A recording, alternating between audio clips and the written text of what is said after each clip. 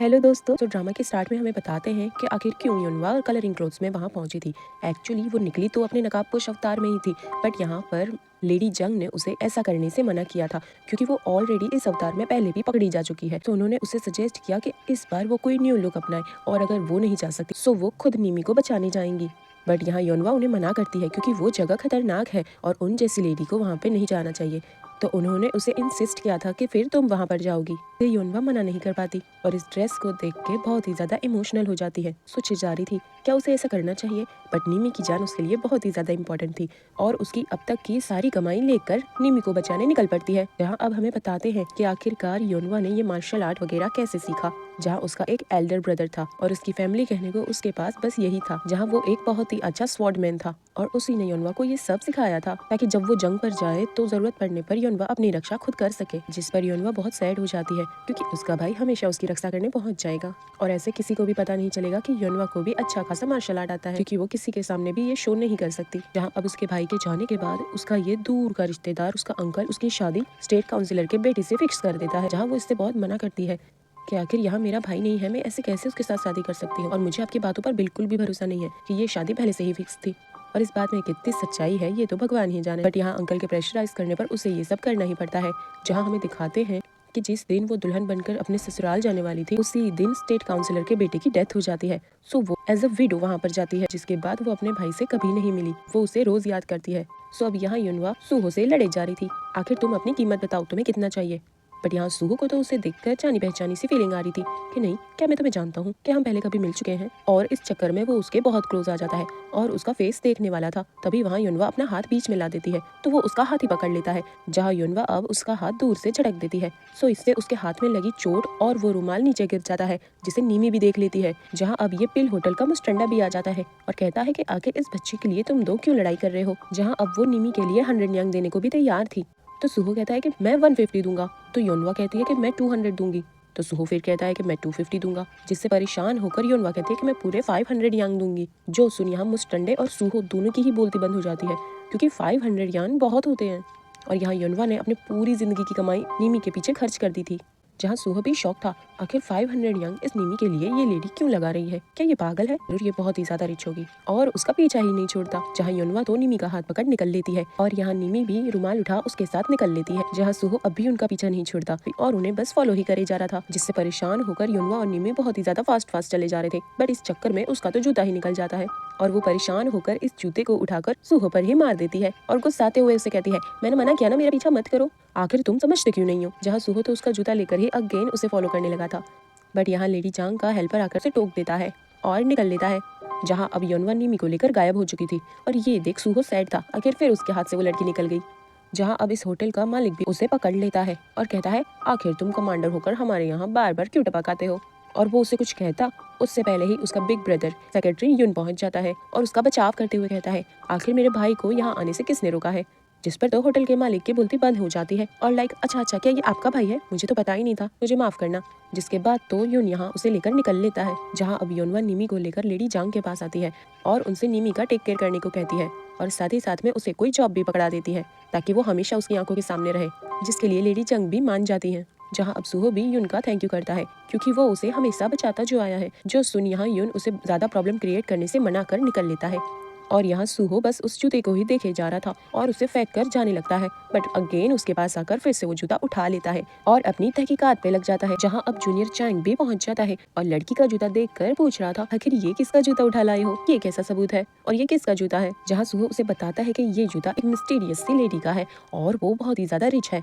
जो सुन तो चैंग यहाँ पे कहता है, अच्छा तो फिर ये जूते का ख्याल तो मैं रखूंगा ताकि जब वो ये जूता लेने आए और मैं उसे ये रिटर्न करूँ तो क्या पता वो खुश होकर 2-4 मनी मुझे भी पकड़ा जाए। जो सुन यहाँ सूहो तो उसे इस मैटर से दूर रहने को सजेस्ट करता है। जहाँ अब नेक्स्ट डे योनवा बस उसी के बारे में सोचे जा रही थी और उसे अपनी पिछली तीनों की तीनों मुलाकातें भी याद आ जाती है और वो सोचती है जरूर कुछ सही नहीं हो रहा है क्योंकि वो कमांडर उसे बार बार टकराए जा रहा था और ये कोई गुड साइन नहीं है क्योंकि ऐसे तो वो कभी न कभी पकड़ी जाएगी। तो वो बहुत ही ज्यादा टेंस लग रही थी और एंग्री भी। इसे देख यहाँ योनसुन को भी डर लग रहा था, आखिर ये आज इतनी गुस्से में क्यों लग रही है। और इस चक्कर में योनवा तो उस कपड़े को फाड़ ही देती है जिसमें से उसे अपनी सासू माँ की शक्ल साफ साफ दिखाई दे रही थी।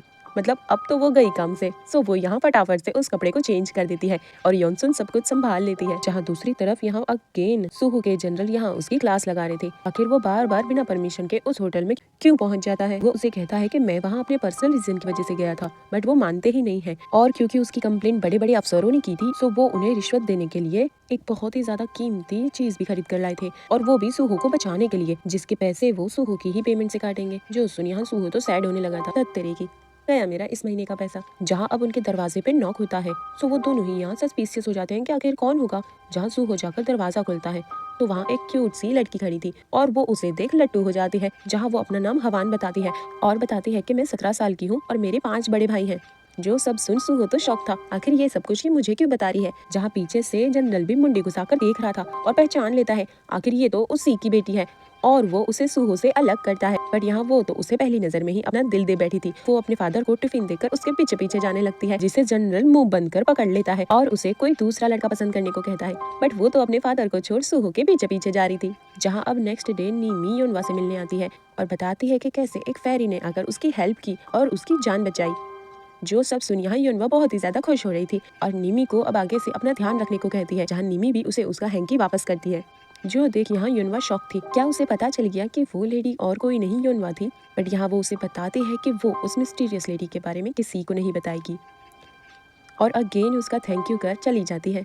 जो सब देख यहाँ योनवा बहुत ही ज्यादा खुश हो रही थी, लेकिन उसे निमी की और ज्यादा टेंशन हो रही थी। जहाँ अब नेक्स्ट हमें स्टेट काउंसिलर को दिखाते हैं, मतलब योनवा के ससुर जी को, और वो यहाँ किंग को फोर्स कर अपने सभी दस्तावेजों पर उनका अप्रूवल ले रहे थे और उन्हें पढ़ने तक को टाइम नहीं देते हैं। जहाँ किंग भी बिना सोचे समझे एक डमी की तरह उन पर साइन करे जा रहे थे और मुंह बनाए जा रहे थे कि आखिर और कितने दस्तावेजों पर उन्हें ऐसे साइन करना होगा, मैं तो थक गया। तो स्टेट काउंसिलर उसे कहते हैं कि क्या आपको मुझ पर भरोसा नहीं है।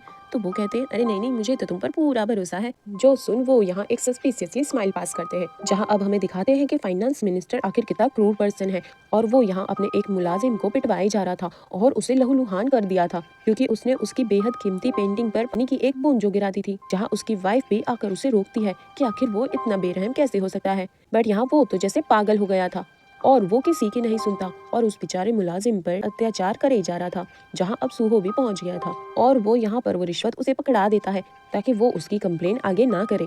जहाँ हमें समझ में आता है कि ये भी उस होटल बिल के मालिक से मिला हुआ है और इसीलिए सुहो के लिए प्रॉब्लम क्रिएट कर रहा था। जहाँ सुहो भी उसे ऐसे अत्याचार करने से मना करता है तो वो उसे अपनी पेंटिंग दिखाता है कि देखो मेरी कितनी कीमती पेंटिंग को उसने खराब करने की कोशिश की है, आखिर मैं उसे कैसे छोड़ सकता हूँ। जहाँ सुहो भी बेचारा कुछ कह नहीं पाता और वो वहाँ से चुपचाप मुंह लटकाता हुआ निकल लेता है। आखिर वो उसका फाइनेंस मिनिस्टर जो ठहरा, सो वो उसके अगेंस्ट कुछ नहीं कर सकता। जहाँ अब इस क्रूर अत्याचार की खबर योनवा तक भी पहुंच जाती है और उसे उस मुलाजिम के लिए बहुत ही ज्यादा बुरा लगता है और वो वहाँ ठान लेती है कि आखिर वो उसे सबक सिखा कर रहेगी। और वो यहाँ लेडी जंग के हेल्पर के द्वारा उस गरीब के घर राशन पानी पहुँचा देती है और उसके लिए डॉक्टर भी लाई थी। जहाँ वो बूढ़ा मुलाजिम भी ये कहता है कि आखिर मेरी गलती क्या है, क्या मैं गरीब हूँ, क्या इसमें मेरी गलती है। और वो बताता है कि कैसे उसकी फैमिली में उसका एक पोता है जिसकी जिम्मेदारी उस पर है, बट वो बहुत ज्यादा बूढ़ा हो गया है और वो चाहता है कि जिस पेंटिंग की वजह से उसकी इतनी कुटाई हुई है वो पेंटिंग के कोई टुकड़े टुकड़े कर दे। जो सब कुछ सुन यहाँ योनवा भी बहुत इमोशनल हो जाती है। आखिर उसे सबक तो सिखाना पड़ेगा, वो उसे ऐसे छोड़ नहीं सकती क्योंकि यार सच में फाइनेंस मिनिस्टर का बहुत ज्यादा हो गया है, उसे तो सबक सिखाना पड़ेगा। जहाँ अब सुहो भी अपने जूनियर चैंग से कहकर एक डॉक्टर भिजवाता है। सो यहाँ चैन उसे बताता है कि तुम्हारी हेल्प के पहले ही किसी ने उसकी हेल्प कर दी और राशन पानी भी पहुंचा दिया है।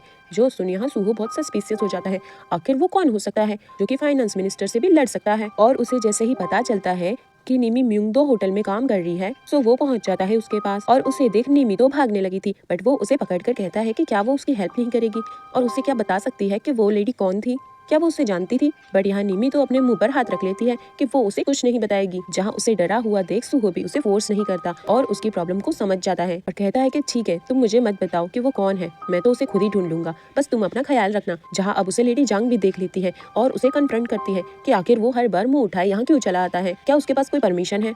जहाँ अब सुहो के पास तो इसका कोई जवाब नहीं था, बट यहाँ तो सुहो उन्हीं से पूछने लगा था कि आखिर निमी यहाँ पर कैसे पहुंची, क्या वो उस लेडी को जानती है, क्या वो वही नकाबपोश है। जो सब सुन यहाँ लेडी जंग तो बिना डरे उसे जवाब देने लगी थी कि वो जो भी है पर वो कोई गलत काम तो नहीं कर रही और वैसे भी निमी को बचाना जरूरी था, हम एक छोटी सी बच्ची की जान को मुसीबत में भी तो नहीं डाल सकते। और बताती है कि जिस लेडी ने निमी को बचाया है उसका यही मानना है कि हम किसी की हेल्प कर सकते हैं तो हमें करनी चाहिए। और यहाँ वो कहता है कि काश काश वो इस लेडी से फेस टू फेस मिल पाए, बट यहाँ लेडी जंग तो उसे बता देती है कि इस बारे में वो कुछ नहीं कर सकती। और यहाँ दूसरी तरफ फिर से यून लाइब्रेरी पहुंच चुका था और एक और बुक खरीद लेता है जिसका टाइटल था कि मैं जिंदगी भर अकेला ही रहना चाहता हूँ। और यहाँ रात होते ही योनवा उस फाइनेंस मिनिस्टर की अकल को ठिकाने लगाने के लिए निकल पड़ती है, बट यहाँ वो लॉक थी और चाबी योनसुन के पास थी। जो देख वो यहाँ योनसुन को फोर्स करने लगी थी कि वो उसे चाबी दे ताकि वो उस लीचड़ फाइनेंस मिनिस्टर की अकल को ठिकाने लगा सके। बट यहाँ योनसुन को तो उसकी बहुत ही ज्यादा फिक्र हो रही थी क्योंकि इस बार वो फाइनेंस मिनिस्टर से पंगा लेने वाली थी, सो वो उसे चाबी देती ही नहीं है और फ्लोर पर लेट जाती है कि आप कुछ भी कर ले, मैं आपको चाबी नहीं दूंगी। बट यहाँ योनवा भी कौन सा पीछे हटने वाली थी और वो यहाँ जैसे तैसे कर उसे हिला डुला कर ऊपर नीचे करते हुए चाबी निकाल ही लेती है और बहुत ही ज्यादा मुस्कुराने लगी थी। जहाँ अब सुहो भी चांद को देखे जा रहा था और उस नकाबपोश के बारे में सोचे जा रहा था, क्या उस तक भी ये खबर पहुंच चुकी होगी, क्या वो उस फाइनेंस मिनिस्टर को सबक सिखाने नहीं जाएगी। और वो फाइनेंस मिनिस्टर को देखने निकल पड़ता है, जहाँ अब जूनियर चांग भी उससे टकरा जाता है और कहता है कि आप कहाँ जा रहे हो। तो यहाँ वो बताता है कि मैं यहाँ पर पेट्रोलिंग पर जा रहा हूँ।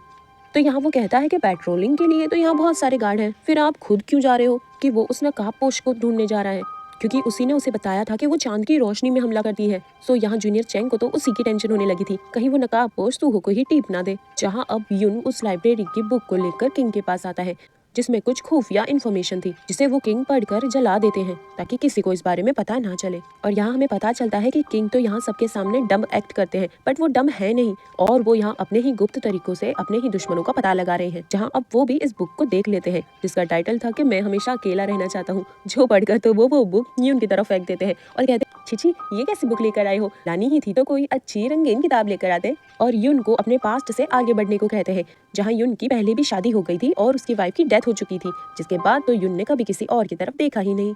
जहाँ यून भी अपनी वाइफ को याद कर सैड हो गया था क्योंकि वो उसे आज तक भुला ही नहीं पाया था। जहाँ अब नेक्स्ट डे फाइनेंस मिनिस्टर की तो चीख ही निकल जाती है और वहाँ पर वाल खड़ा हो गया था क्योंकि उसकी प्यारी और बेहद कीमती पेंटिंग को किसी ने बदल दिया था, जिससे तो वो और भी ज्यादा परेशान हो गया था। जहाँ अब सुहो भी सुबह उसके घर के आसपास ही भटक रहा था कि आखिर नकाबपोश ने उसे सबक सिखाया या नहीं, बट उसकी चीख सुनकर वो भी वहाँ अंदर पहुंच जाता है, जिसे देख फाइनेंस मिनिस्टर बहुत ही ज्यादा खुश होता है और वो वहाँ उसकी टाइगर की पेंटिंग की जगह बिल्ली की पेंटिंग देखकर शॉक था और वो सोच रहा था कि आखिर नकाबपोश ने ऐसा क्यों किया होगा। जहाँ उसे नकाबपोश ना एक बहुत ही ज्यादा चुलबुली सी लगती है और ऐसा लगता है कि जैसे ये कैट उसे आंख मार रही है कि जैसे ये सबक देना बहुत ही ज्यादा जरूरी था। जहाँ दूसरी तरफ योनवा भी योनसुन को बता रही थी कि उसने कल रात क्या कांड किया है और उसे वो पेंटिंग दिखाती है, जो देख उसकी तो यहाँ हालत खराब हो जाती है। फिर ये पेंटिंग वो अपने साथ घर को क्यों लेकर आई है, अगर किसी को पता चली तो उसकी तो मौत पक्की है। जहाँ वो उसे बताती है कि वो गरीब चाहता था कि ये पेंटिंग के टुकड़े टुकड़े हो जाए, लेकिन मैंने सोचा कि क्यों ना इस पेंटिंग से अपना ही फायदा कर लिया जाए। वैसे भी उसका बैंक बैलेंस अब 0 हो चुका है। जिसके बाद तो योनसुन उसकी खटिया खड़ी कर देती है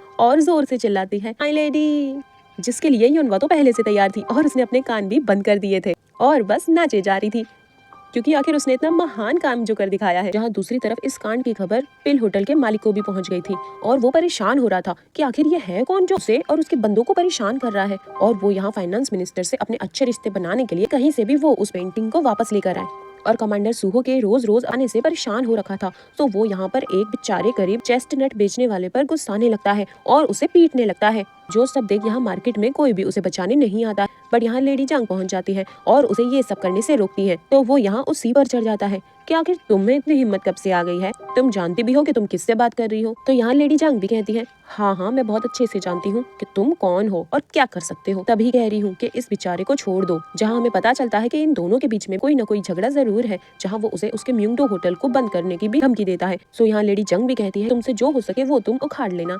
जहाँ अब फाइनेंस मिनिस्टर की वाइफ भी पहुंच जाती है और उसे वो बिल्कुल भी पसंद नहीं है, बट उसका पति उसकी सुनता ही नहीं है। जो सब देख यहाँ वो तो अच्छे बनने की एक्ट करते हुए लेडी जंग को छोड़ निकल पड़ता है। जहाँ अब ये पेंटिंग सुहो अपने साथ अपने वर्क प्लेस लेकर आया था और उसी को देखे जा रहा था और इसको देख उसकी तो हंसी निकल जाती है और वो ये बात पक्के से कह सकता है कि जिसने भी ये पेंटिंग बनाई है उसे पेंटिंग का पी भी नहीं आता है और बस हंसे जा रहा था। जहाँ अब जनरल भी आ जाते हैं और वो उस पेंटिंग को देख कहते हैं कि भाई ये कौन सा एनिमल है, डॉग है या कैट। जो सुनिया चांग भी हंसने लगता है कि हम भी वही सोच रहे थे, आखिर इतना खराब कौन हो सकता है। जहाँ सुहो को ये पेंटिंग बहुत ही ज्यादा क्यूट लग रही थी, वहीं जनरल को तो ये पेंटिंग बहुत ही ज्यादा सस्पिशियस लग रही थी, जैसे कि वो उसका मजाक उड़ा रही है और उसे आंखें दिखा रही है।